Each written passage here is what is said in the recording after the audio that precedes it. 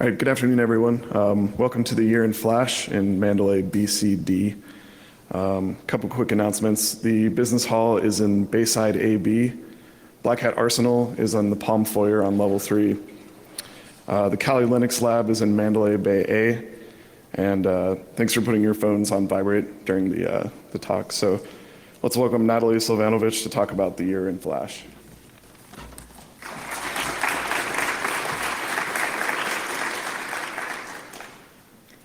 Hi everyone. Today I'm going to talk about finding and exploiting bugs in Adobe Flash. I've been doing a bit of a security review of Flash for over a year now. So today I wanted to share with everyone how that year went. What sort of bugs I found, what sort of exploits turned up in the wild, and what sort of mitigations were implemented to prevent them. But before I begin, who am I? I'm Natalie Silvanovich, and I'm a security researcher on Google's Project Zero.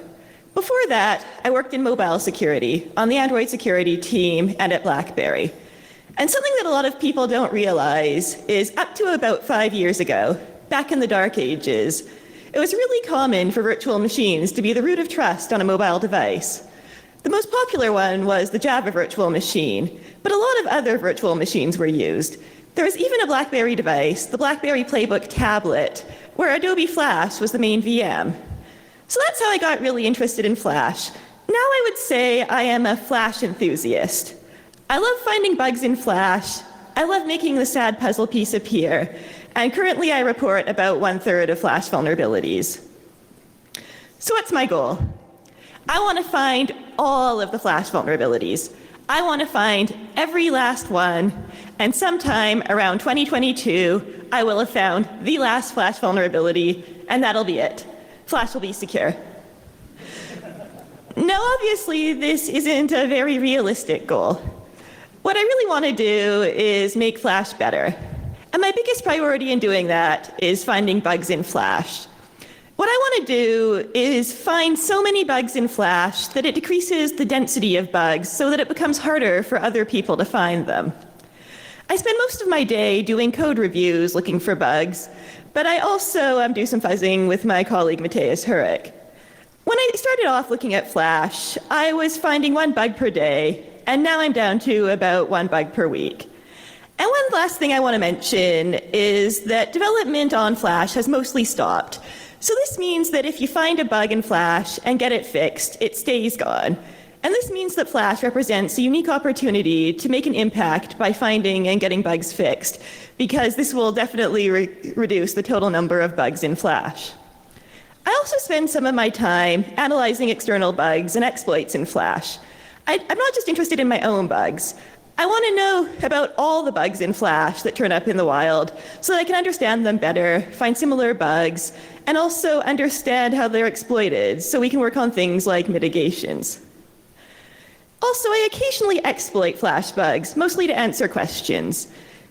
Sometimes I want to find out whether exploitation is possible, whether it's reliable, and how certain factors impact exploitability. One of the reasons I do this is so that people on my team can work on Flash mitigations, certain technologies that will prevent exploitation. So what am I going to talk about today? There'll be 3 main things. First, I'm going to go through the attack surface of Flash, just in case anyone isn't familiar with it. And then I'll go through this year in Flash, what the new bugs and bug classes are that turned up. I'll talk about 0 days, 1 days, and other exploits, the mitigations that were implemented, and finally I'll talk a bit about the future of Flash, what I think the landscape of exploitation and bugs will look like in the future. So to start off, what is Flash? There's 3 main components. The first one is AS2, the ActionScript 2 VM. This is the original Flash VM, the very first thing in Flash that executed bytecode and script. It's basically a big while loop with not a clear boundary between the VM and APIs, and it has a reduced API set because it was eventually replaced with ActionScript 3, so it only has the original features that were in Flash. And I would say it generally has more bugs with lower exploitability than ActionScript 3. The thing about ActionScript 2 is it was written before the modern security environment. So a lot of choices were made in the design that would probably be not made today. For example, it doesn't do automatic type checking on variables. Instead, the developer writing a native API has to manually check every type. And certain features like this that are hard to fix at scale cause it to generally have more bugs. But the flip side is that bugs in ActionScript 2 tend to be a bit less exploitable. And that's because ActionScript 2 just has less stuff in it.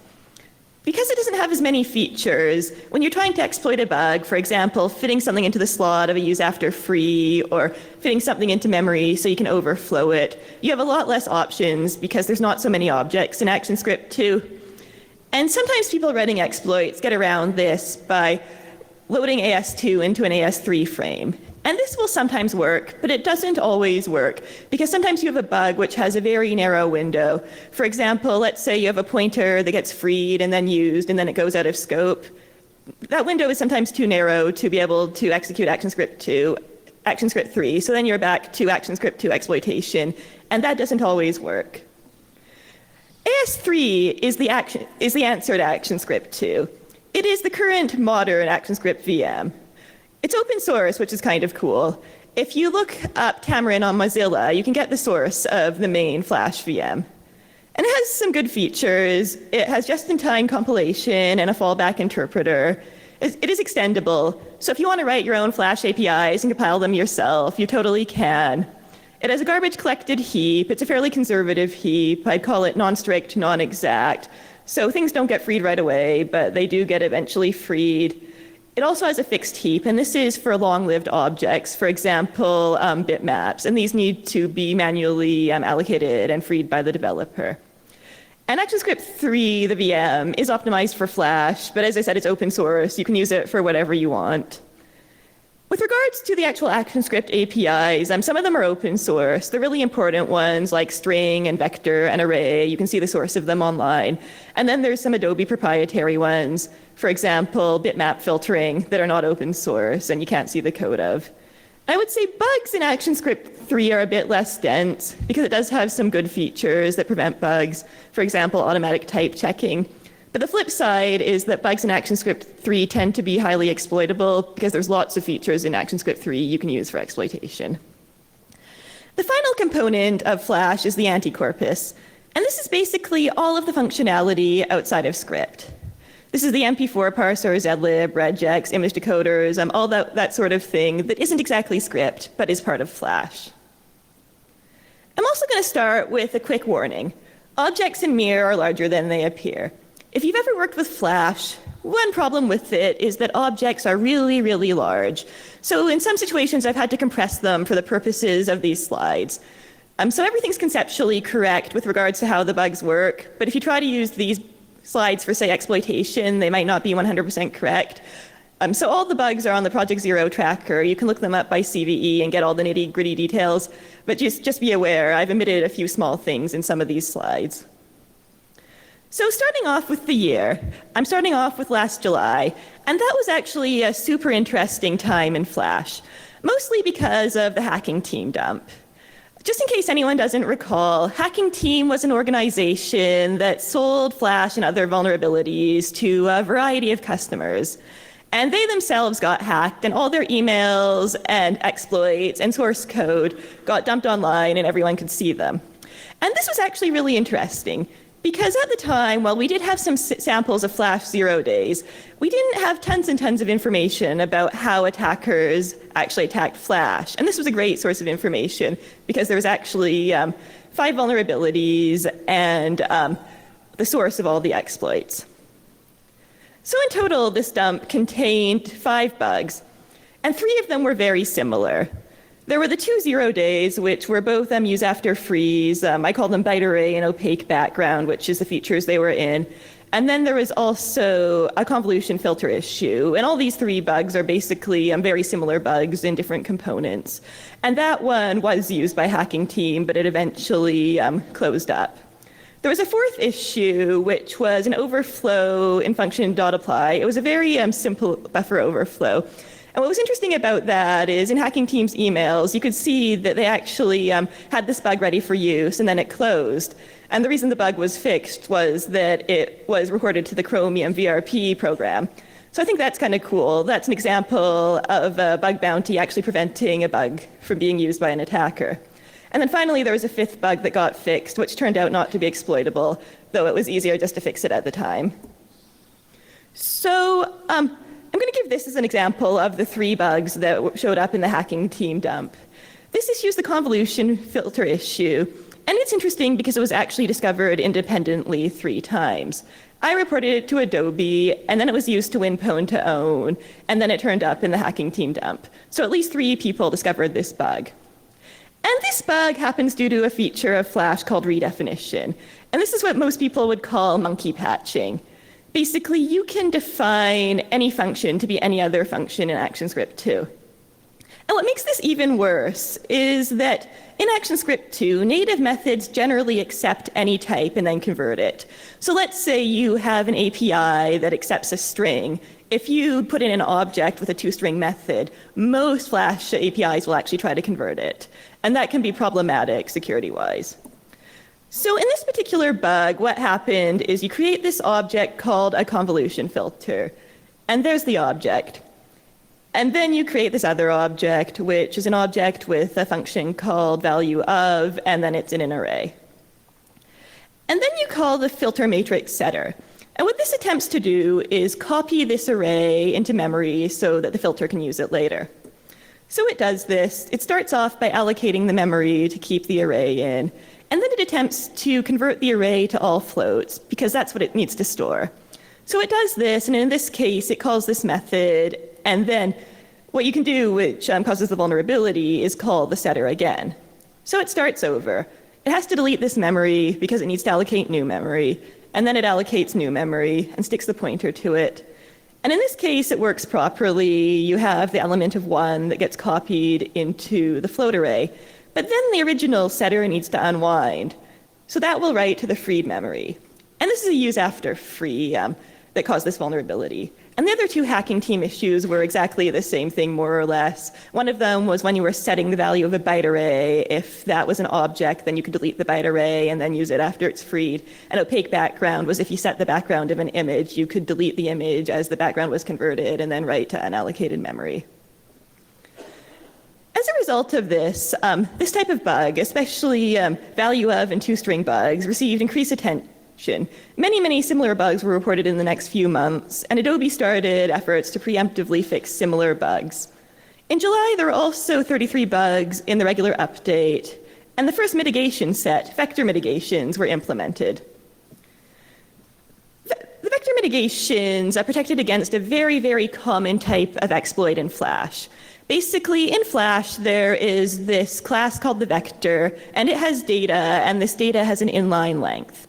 And this class turned out to be really, really good for exploitation for a couple of reasons. One of them is that it could be any size. You could have a small vector or a big vector. And also it can be any type. You can have integer vectors or object vectors. So for most bugs, it's really, really easy to make a vector of the correct size and then use the memory corruption to corrupt the length. And then this means that the next time you access the vector, you can read or write anywhere in memory, and then that's really useful in exploitation. And at this point, a really high number of vulnerabilities, including the hacking team vulnerabilities, were exploited in this way. This is what most attackers used. So what the vector mitigation did was twofold. First, it added checksums to vectors, so if one did get corrupted, the checksum would be incorrect. And then the next time you access the vector, Flash just crashes gracefully. It also puts some vectors on their own page so that it's really hard to get a bug that will allow you to corrupt them in the first place. And this had a few effects. One of them is that it really reduced the reusability of exploit code. If you looked at the hacking team dump, some of the bugs they used were like really, really crummy bugs. Things like, for example, the byte array one, you could change 1 byte in an array to be a value you wanted as a part of the use after free. And, in a lot of situations, that wouldn't be a great bug, definitely not a highly exploitable bug, but because of this methodology, even not very good bugs were highly exploitable. So this made it so that you couldn't use really low-quality bugs for exploitation, or at least not as easily. And it also reduced the reusability of certain exploit code. Attackers had to at least write some new code for every bug. And some people say that you can substitute the byte array or bitmap data for a vector. And this is true, but it's not as good. The really good thing about the vector was that you could change the size and type of it, and you can't do this with a bitmap data or a byte array. You need to have a better bug, either one that lets you change the size of the thing that you can corrupt, or one that happens to have something you can corrupt that is exactly the size of a byte array or a bitmap data. So this tends to be a lot harder than just using a vector. So another interesting bug that got fixed in July was this redefinition issue using value of. And this is another example of how being able to call script within natives can cause problems. So in this bug, you start off by creating an array. And yeah, you put stuff in the array. And what's really interesting here is that in ActionScript 2, you can actually set the length of an array to be anything, including an object with value of defined. So that's what this object does. And then you can call this vulnerable function called sort on. And what this does is it actually fetches the length a few times. So to start off, it checks the length, and in this case, because it's an object, it tries to convert it, and then it returns 100,000, and that's not 0, so that's fine. So then it calls it again, and in this case, it stores the length, and it will call into the method, and it returns 100,000, and that's fine. And then one more time, it fetches the length to allocate memory. And this time it returns 2. And I think everyone can figure out what happens next here. It does an memcopy on this array, and the length is way too big, and that's an overflow. And it's actually a fairly useful overflow because you can both change the size of the thing that gets overflowed and the size of how much you overflow. So moving on to August, a lot of bugs that were similar to the hacking team bugs got reported because they got increased attention. And also, reports of a class which I call MCUs after freeze started to pour in. This is a very, very common bug. I think 100 or more of them have been reported this year, and by this year I mean 2015. It's a really, really common bug class. The downside of it is it's a very small variety of freed objects. So all of these use after freeze. There's basically only 2 object types that get freed, but there's many, many instances of this bug. And the root cause is that display fields are freed outside of garbage collection, even if there's references. They are always for real freed when they're deleted. I think part of this has to do with how display fields look and preventing lag. Because you can imagine if you're trying to make text scroll across a screen, you might do create text field, delete text field, create text field, delete text field, create text field, delete text field. And if it's not really being deleted, then you might get something like create, garbage collect, create. And then that can have all sorts of unusual effects, including lag on the screen. So instead, a flash will really delete the display field, and that can lead to vulnerabilities. More specifically, this happens when function parameters are converted after local variables are initialized, but before they are used. And the way this type of bug is generally fixed is by enforcing a convert initialize use order. And actually, if you look at browsers that can be susceptible to similar problems, this tends to be how they fix it. They have a strict coding guideline that requires conversion before anything else. And it is sometimes hard to tell exactly what order things happen in really complex code, but this tends to be the best way to generally prevent this type of issue, is to enforce an early conversion order. So here's an example of this issue. To start off, you create a movie clip, and only one of these is relevant, so I'm going to show that one.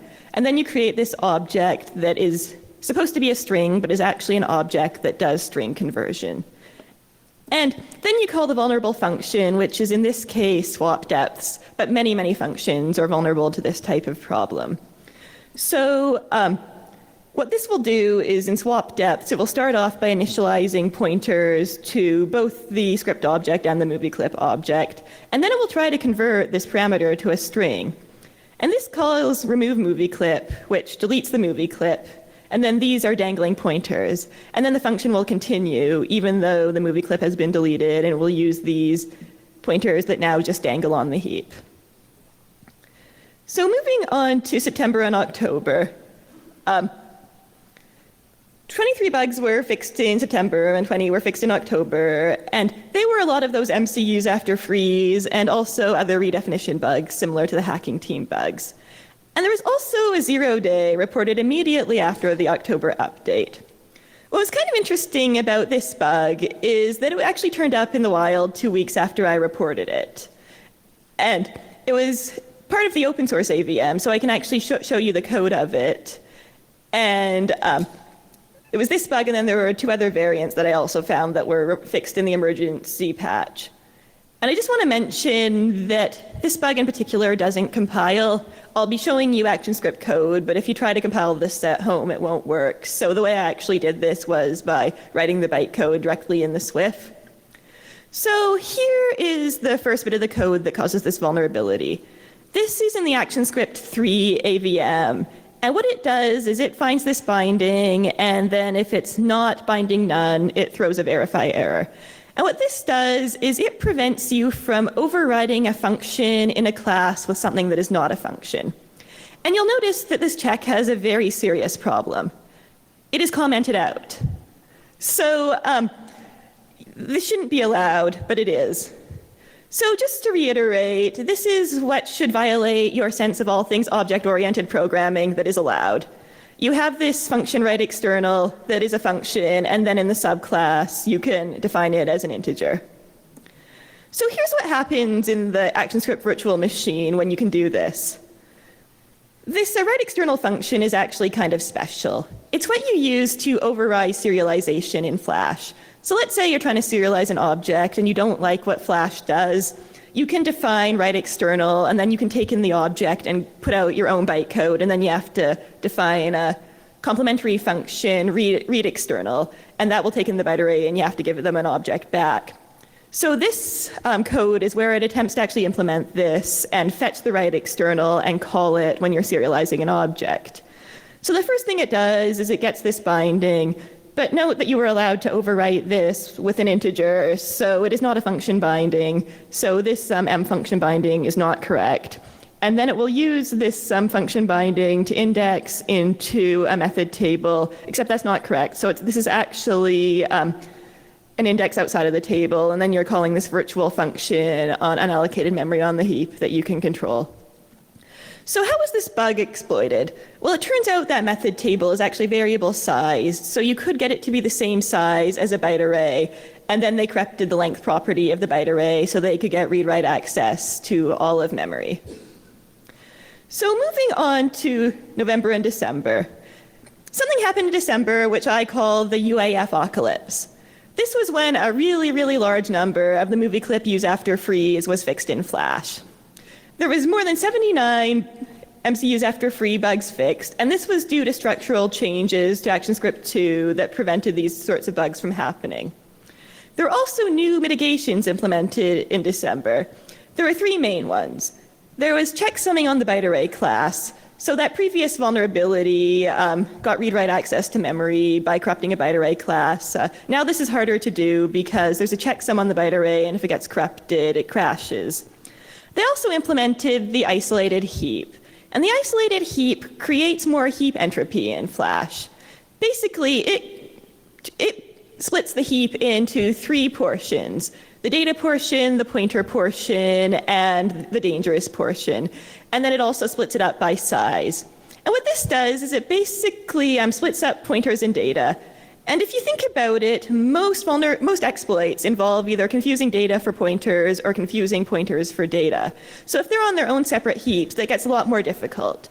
And of course, this mitigation isn't perfect because a lot of objects have both data and pointers in them. But even attempting this split makes certain vulnerabilities a lot more difficult to use. And finally, some NOP slide mitigations were implemented. And this basically makes it more difficult to use the JIT to create code that you can jump into arbitrarily. And in November and December, there was a 1-day and a 0-day. To start off, there was a 1-day that turned up in the Angular exploit kit, which was interesting because it was one of the first things we saw that exploited Flash, even though it had the mitigations. And this is similar to a bug I filed in the past, and basically it's an integer overflow that leads to a heap overflow, and it is both controllable in size and controllable in the amount you overwrite. So this meant that they could use the one class that is still unchecksummed, which is bitmap data, and use that to overwrite the size and get read-write access to all of memory like it's a very large bitmap. And then there's this second vulnerability, which was an integer overflow, which led to a heap overflow in JIT. And what was especially interesting about this exploit is the SWIFT actually contained two exploits. One of them was a typical vector exploit, which would have worked before August. And then there was a post-isolated heap exploit that would have worked December and forward that was so much more complex.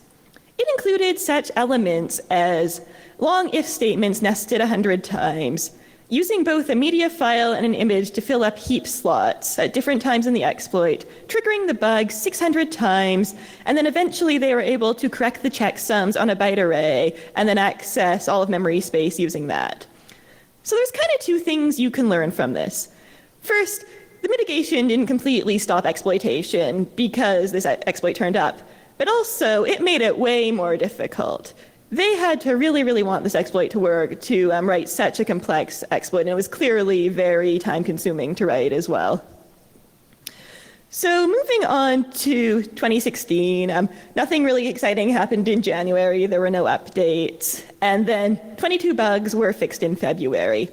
These were mostly stragglers from the big fix of the MC, use after freeze, and there were also a few fuzz bugs. And I also reported some bugs related to exception handling in Flash. And these have to do with how you design exceptions in a virtual machine. And I have my grumpy cat there, because there are two ways you can design exceptions in a virtual machine, and both designs are bad. They both have problems. One way you can design it is that, let's say you're in a native and you call into script and it throws an exception, you keep going. This is what ActionScript 2 does. And it has the benefit that you kind of always know you're in a good state because you can never unexpectedly leave the code. But the flip side of it is that developers don't always expect that that's what's going to happen. Sometimes they think if they throw an exception, execution is going to stop. So while I've never seen a vulnerability in Flash due to this problem, I have seen vulns in other VMs where people assume throwing an exception will stop things, and it doesn't, and it causes problems. The flip side is that you stop when you throw an exception, and this is what ActionScript 3 does. And this has the benefit of it being more intuitive. Even if the developer isn't expecting an exception can happen, you will still leave the code base. But the flip side is you can have dangling pointers, because there's no way if you have a really unexpected exception for the state of an object to get corrected. So this first vulnerability is due to the exception behavior in ActionScript 3, and it's specifically due to throwing an exception that probably should have been a fatal error, except you can catch it and use the Flash in a bad state. So this has to do both with code and with the SWIFT format. And the SWIFT format has an asset table that includes different assets like fonts and videos and that sort of thing.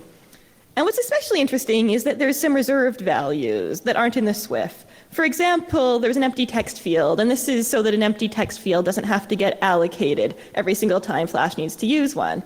But unfortunately, you can override this. So if your value in the asset table overrides a reserved value, that reserved value will just get overridden.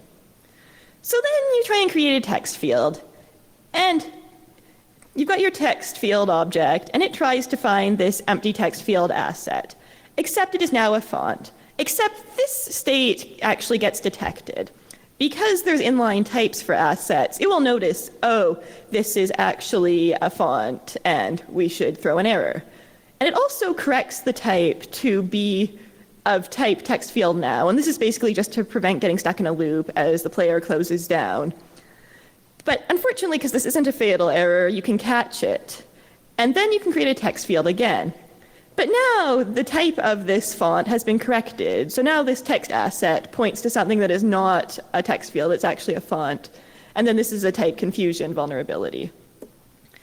So another exception-related bug I found is a use after free in the sound class. And this bug isn't exploitable on its own, but it was actually useful in exploiting another bug because it lets you read large portions of the heap. So you start off by creating this sound class, and then you create a byte array that has 1,000 bytes, and then you call this vulnerable function. And what this does is it tries to take this array you provided and copy it into memory. So it does this, and then that call is fine, and then you create another byte array. And this one is only 2 bytes long. And then you call this vulnerable function again. And of course, this isn't going to work, because 2 bytes isn't even long enough to create one float. So this will throw an exception. Except before that exception gets thrown, you've freed the memory that was allocated previously to hold the PCM array. So now you've left this function, but you have this dangling pointer to memory, and then you can call the extract function and read these values out of memory. So moving on to March. March was a great time in Flash. March is my favorite time of year because there's Pwn to own. It's like Christmas, but there's Flash vulnerabilities. So there were a few new exploits found in Flash. To start, there was a big update, and a number of bugs were fixed, and one of them I exploited. And then in Pwn to own, there was a number of Flash bugs that were reported. There were 2 MCUs after freeze, real stragglers from the big fix, 1 type confusion in ActionScript 2, and 1 overflow in JPEG. And what was also interesting is there was a 0 day, which was an overflow in the bitmap class and platform-specific code. And that was kind of interesting because that was probably the first platform-specific bug I'd seen in Flash used in an exploit. So I'm hoping that's a sign that bugs are starting to get picked over enough that it's worthwhile to use platform-specific bugs where it wasn't before. So an interesting bug that I found in March as well was an exploitable bug, fuzz bug. What was kind of interesting about this one is that it was caused by a bug in a use after free check. So you know how I said they aren't making any more Flash bugs? That wasn't 100% true. There's the occasional new Flash bug, and this is one of them. In that fix of the 90 plus use after freeze, in 2 cases there was an actual bug in the use after free check that was exploitable. And it required an ASLR bypass. It's not exploitable on its own, but it did turn out to be exploitable. And the way I got around the ISO heap in this specific situation was that it turns out that the JIT allocates some objects in the data partition that have vtables. So then using that sound bug, I could read that out and use that to get the location of a vtable. So here's the bug. And I'm sure based on this POC, you can totally tell what's wrong. It's one of the shortest POCs for a bug I've seen. What's actually happening here is that when you call a method in Flash, it allocates space for the args on the stack. And in Flash, alloca is it has a minimum of 8 bytes. So this will return an unallocated 8 bytes on the stack. And then it will call convert to string on this. And since you haven't actually initialized this, whatever value was on the stack before, it will call this virtual method on. And that makes this bug exploitable. So moving on to April. There were 24 bugs fixed. We started fuzzing images as soon as we saw the Pwn to own bugs that had the JPEG bug in them. Me and Mateus started fuzzing JPEGs in Flash, and we found about 5 more bugs that were similar to the Pwn to own bugs. And there were also some use after freeze reported. And there was also a 0 day in April.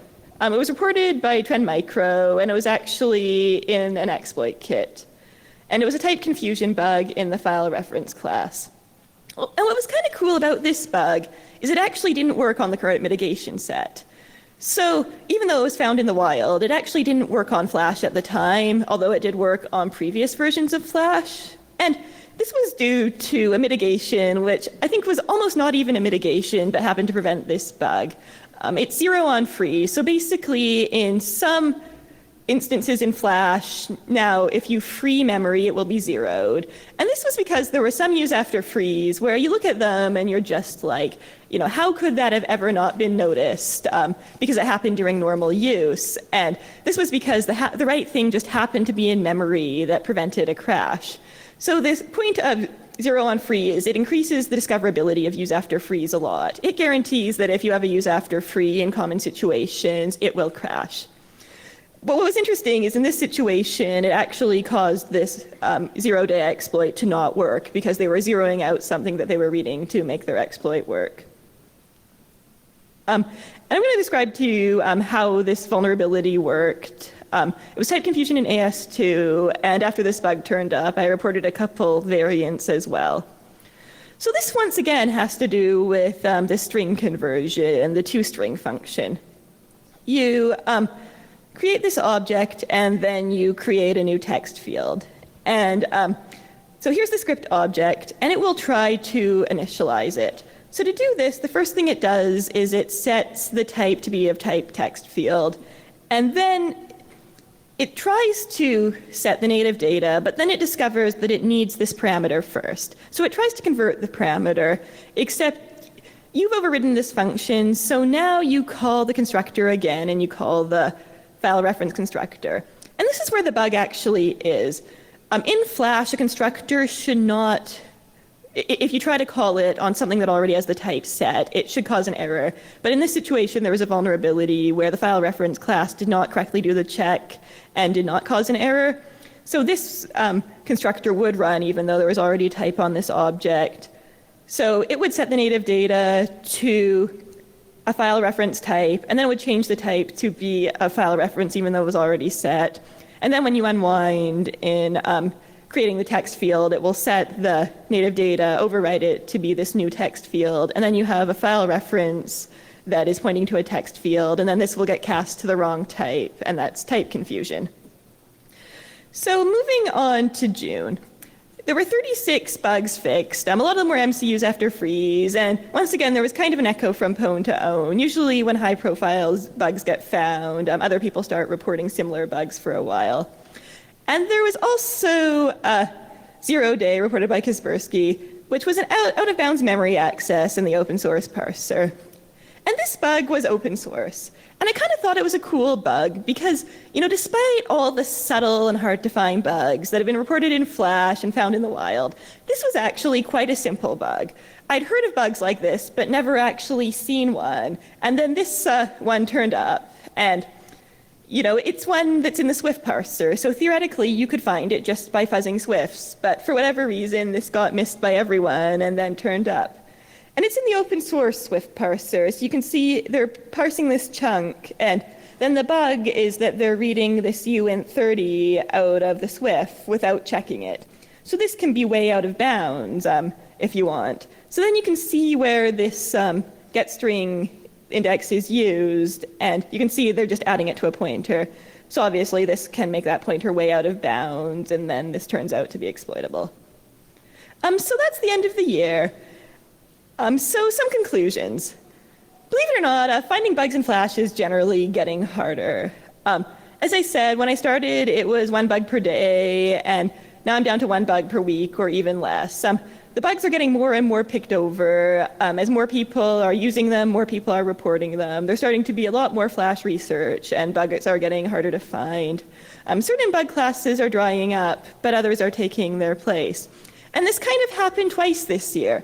To start off, there were the redefinition bugs, similar to the ones that were in Hacking Team, that were really popular, and then they basically all got reported, and they're much more hard to find these days. And then the same thing sort of happened with the MCUs after freeze. It got to a peak of, basically, 100 of them being fixed in 2 months, and now it's, maybe 5 or less being fixed. So that type of bug is now getting picked over.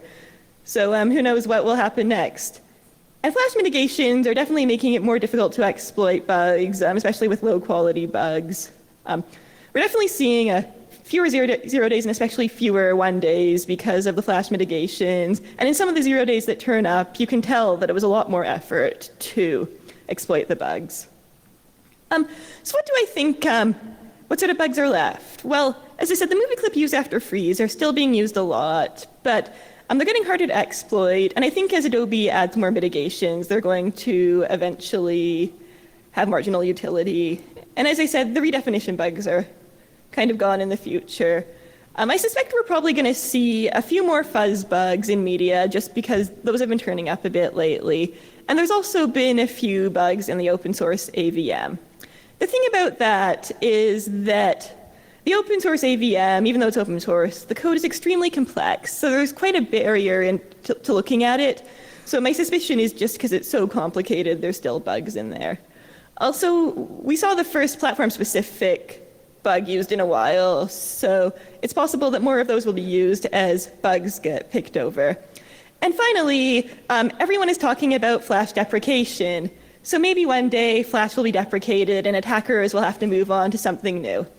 Personally, I think the new thing will be browsers, so that's what I'm planning on looking at next. So that's it. I want to end off by giving a big thank you to Adobe. They have been super helpful with this research, and they've obviously implemented some great mitigations this year, so thanks a lot. So that's it. I'm going to now open it up for questions.